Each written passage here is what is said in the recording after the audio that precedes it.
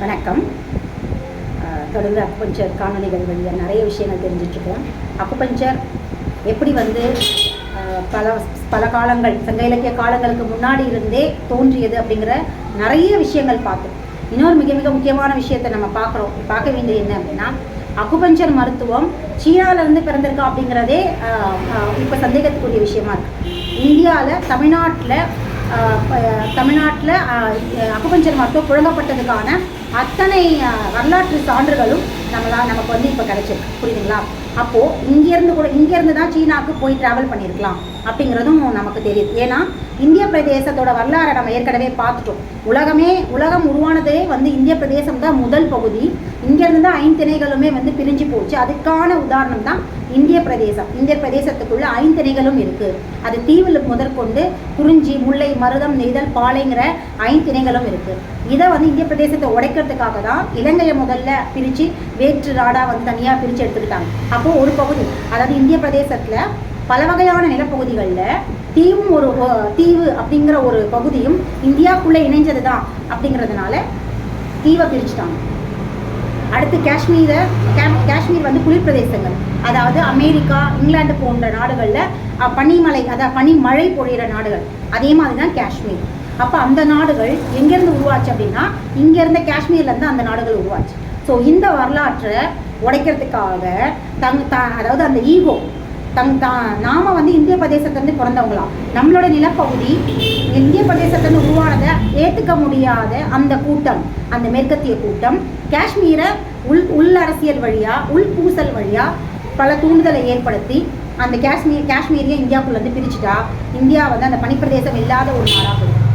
இப்படி ஒவ்வொரு திணைகள் கொண்ட நாடுகளை பிரித்து எடுத்துட்டோம் அப்படின்னா இந்திய பிரதேசம் தான் 5 திணைகளையும் உருவாக்குச்சு அப்படிங்கிற வரலாற்று உண்மையை, அதாவது பிரபஞ்ச வரலாற்று உண்மையை உடைக்கலாம் அப்படின்னு சொல்லி கங்கணம் கட்டிக்கிட்டு இருக்காங்க இன்றைய மேற்கத்திய கூட்டம். இதற்கு நாம் வழிவிடாமல் இருக்கணும் அப்படின்னா அந்த காஷ்மீர் இந்தியாவோட பிரதேசமாக தான் இருக்கணும்.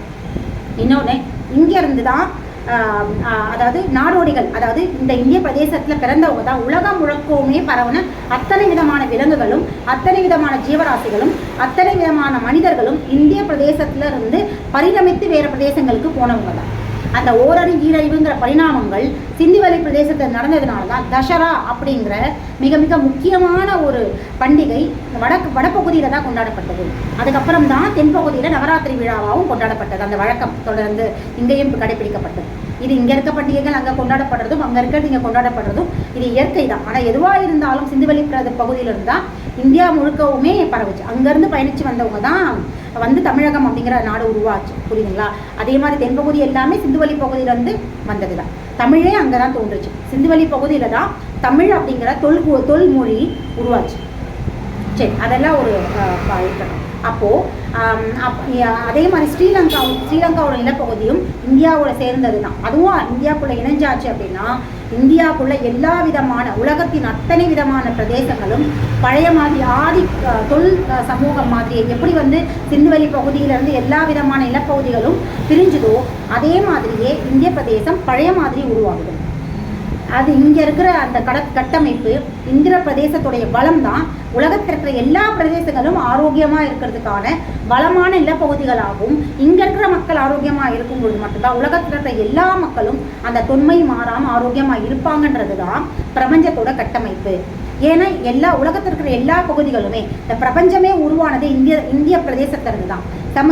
சிந்து சமவெளி அப்படிங்கிற அதுதான் ஃபஸ்ட்டு. அதாவது இந்திய பிரதேசம் உருவாகிறதுக்கு முன்னாடி சிந்து தான் உருவாச்சு. சிந்துலேருந்து படிப்படியாக எல்லா விதமான குளிர் பிரதேசம் அந்தந்த ஏற்கனவே நான் சொல்லியிருக்கேன், ஒவ்வொரு ஜீவராசிகளும் விருப்பத்துக்கு ஏற்ற மாதிரியான நிலப்பகுதிகளை உருவாக்கிட்டாங்க. அப்படி உருவானதான் இந்திய பிரதேசம். அங்கேருந்து பிரிஞ்சது தான் இந்தியாவோட உலகத்தோடைய பிற நிலங்கள். அப்படி தான் ஒரு வட்டமான பிரபஞ்சம் உருவாச்சு. இதுதான் உண்மை. ஸோ இப்படி இருந்த விஷயங்கள் இங்கேருந்து தான் விலங்குகள், ஜீவராசிகளும் தோன்றுச்சு.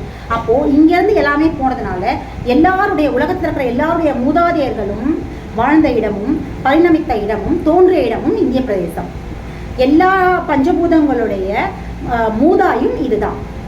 அப்போது இப்படி இருக்கும் பொழுது இங்கே ஆரோக்கியம், இங்கே பஞ்சபூதங்கள் ஆரோக்கியமாக இருந்தால் தான், இங்கே இருக்கிற மனிதர்களும் ஜீவராசிகளும் ஆரோக்கியமாக இருந்தால் தான் உலகத்தில் இருக்கிற எல்லாருமே, எல்லா விதமான பஞ்சபூதங்களும் எல்லா ஜீவராசிகளும் ஆரோக்கியமாக இருக்கும். இதுதான் அடிப்படை. இதை நிர்மூலமாக்கிறதுக்கு தான் இன்றைக்கி கவனம் கட்டிட்டு இருக்க அந்த மேற்கத்திய கூட்டம். அதனால தான் இந்திய பிரதேசத்து மேலே டார்கெட் வச்சு ஒவ்வொன்றா பிரிக்கிறதுக்கான முயற்சிகளை மேற்கொண்டுருக்காங்க. இப்போ இதற்கான தீர்வு என்ன அப்படின்னா, பிரச்சனைகள் எங்கே உருவாச்சோ அங்கேருந்து தானே தீர்வும் இருக்கும். இதுதானே பிரபஞ்சத்தோட நியதி. இப்போ பிரச்சனை எங்கே? இங்கேருந்து தான் அவங்க பிரச்சனையை கிரியேட் பண்ணாங்க. அப்போ இதற்கான தீர்வும் இங்கே தான் இருக்கும். அப்போது பிரிஞ்ச எல்லா நாடுகளும் திரும்பவும் ஒன்று சேரணும். அப்போ தான் இந்தியா பழைய துணை நிலைக்கு வரும். சரி, இதுக்கப்புறம் இன்னொன்று என்ன முக்கியமான விஷயம்னா, நாடோடி அப்படின்னு சொல்கிறோம் இல்லையா, இங்கேருந்து தான் நாடோடிகள் சமூகம், அதாவது சிந்துவெளியில் பிறந்த எல்லாருமே நாடோடிகள் தான். மனிதர்களே நாடோடிகள் தான், விலங்குகளும் நாடோடிகள் தான். இந்த பிரபஞ்சத்தோட கிருமிகள் முதற்கொண்டு ஓரறிவு முதல் 7 அறிவு வரைக்கும் நடந்த பரிணாமங்கள் எல்லாமே நாடோடிகள் தான். யாருக்குமே இதுதான் நிலம் அப்படிங்கிறதே கிடையாது. எல்லாருக்குமே வெவ்வேறு நிலங்கள். இதுதான் யாதும் ஊரே அப்படிங்கிற பொதுப்படையான ஒரு விஷயத்தை நம்ம முன்னோர்கள் கடைபிடிச்சாங்க. எதற்காக இந்த வார்த்தையை சொன்னாங்க? யாதும் ஊரேனா ஒரு இடத்த தேங்கிடாதீங்க, நீங்கள் யாருமே ஒரு நிலத்தை சேர்ந்தவர்கள் அல்ல, நம்ம எல்லாருமே சிந்துவெளியிலிருந்து பிரிஞ்சவங்க தான், அங்கேருந்து வந்த நாடோடி கூட்டம் தான். அதனால் இதுதான் என் நாடு, இதுதான் என்னுடைய பகுதி, இது என் ஊர், இது எனக்கானது அப்படிங்கிற பொது மனப்பான்மை இல்லாத சுயநல மனப்பான்மை வரக்கூடாது அப்படிங்கிறதுக்காக தான் யாதும் ஊரே, எல்லாத்தையும் ஒரு ஊராக நினை. இது தமிழ்நாடு, இது ஆந்திரா, இது கேரளம், இது இந்தியா, இது சீனா, இது பங்களாதேஷ், இது பாகிஸ்தான், இது ஜப்பான் பிரிக்காதீங்க.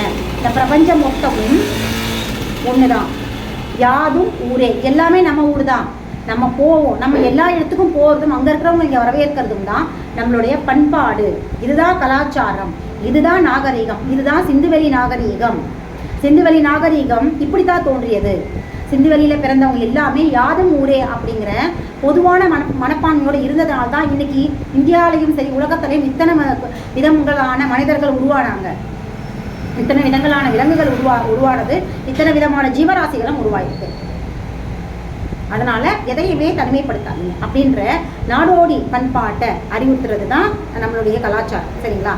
ஆனால் இந்த நாடோடிகள் அப்படிங்கிற விஷயத்த அகதிகள் அப்படிங்கிற பெயர் சொல்லி மாற்றி அரசாங்கம் ஒரு சட்டம் வச்சிச்சு இல்லையா? எப்படி அந்த அகதிகள் அப்படிங்கிறவங்களே விரட்டணும் இந்தியாவை விட்டு அப்படிங்கிற ஒரு சட்டம் எனக்கு டக்குன்னு இப்போ ஞாபகம் வரல. காணொலியில் அந்த இஸ்லாமியர்களை வெளியே அனுப்புனாங்க இல்லையா? அவங்களுடைய பரம்பரை, அதாவது அவங்களுடைய பாரம்பரியமாக இங்கே தான் இருந்தாங்களா, இங்கே தான் பிறந்தாங்களா, இல்லை இங்கே பிறக்காமல் வேறு நாட்டில் பிறந்து இங்கே வந்தாங்களா அப்படிங்கிற ஒரு விஷயத்தை தெரிஞ்சுக்கிறதுக்காக நிறைய பேரை இந்தியாவுக்குள்ளேருந்து விரட்டினாங்க. இதுக்காக இஸ்லாமியர் எல்லாரும் போராட்டம்லாம் பண்ணாங்க இல்லையா? ஸோ இதற்கு பின்பான அரசியல் என்ன அப்படின்னு பார்த்தீங்கன்னா, இந்த நாடோடி இந்தியா ஒரு நாடோடி பிரதேசம், இங்கேருந்து தான் உலக அளவில் எல்லாருமே போனாங்க அப்படிங்கிற ஒரு உண்மை தத்துவம். இந்த தத்துவத்தை உடைக்கிறதுக்காக தான் முதல்ல இவங்களை விரட்டுறதுக்கு பார்த்தாங்க.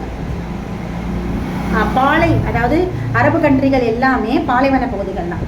எந்த பாலைவன பகுதியில் பிறந்தவங்க அந்த இஸ்லாமியர்கள்லாம் இங்கே இருக்கிற பாலைவன சகாரா டெசர்ட்லேருந்து பிறந்தவங்க தான். அதற்கான சான்று தான் பாகிஸ்தான். அந்த சஹாரா, குஜராத், அந்த ராஜஸ்தான் பகுதிகள் சுற்றி இஸ்லாமியர்கள் இருந்ததுக்கான ஆதாரம் இதுதான். இங்கேருந்து பாலை அப்படிங்கிற நிலப்பகுதியை கடத்தி கொண்டு போன ஜீவராசிகள் தான் அந்த இஸ்லாமியர்கள். அவங்களுடைய மூதாதையர்கள் இங்கேருந்து தான்.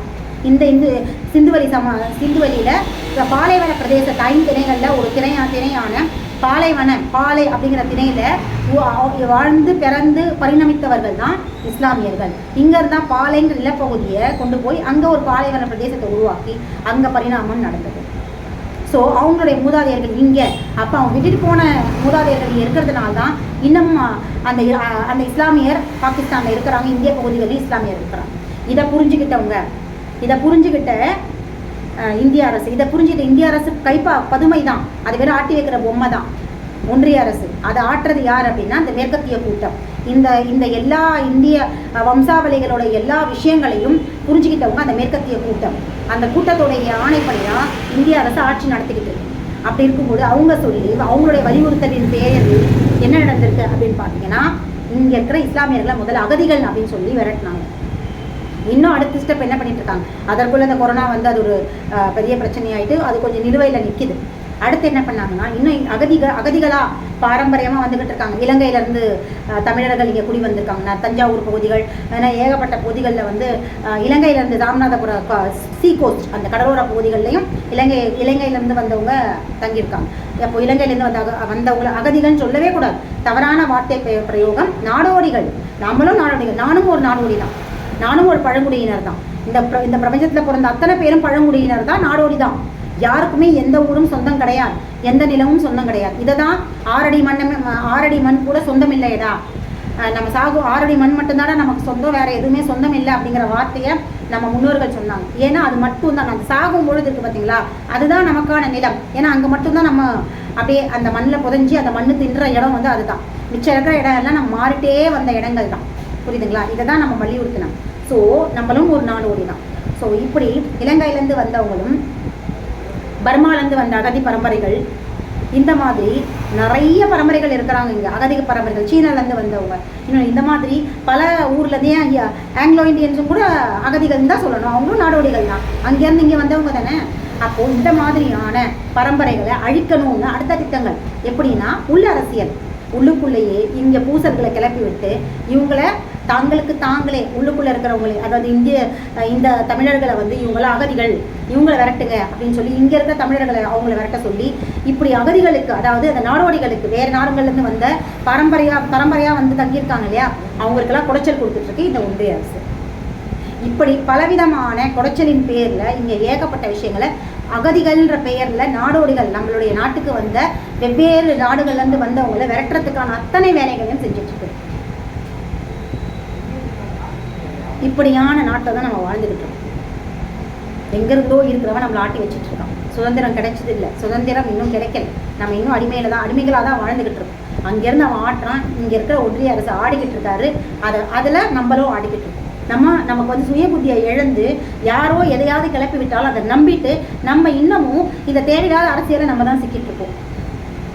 யார் வாழ்ந்தா யார் இந்த அவங்க உழைக்க போகிறாங்க. அவங்க இன்னும் பார்த்தீங்கன்னா வடக்கில் இருக்கிறவங்க தெற்குக்கு வரக்கூடாதுங்கிறாங்க, தெற்கில் இருக்கிறவங்க வடக்குக்கு போகக்கூடாதுன்னு. இது ஒரு பிரச்சனை.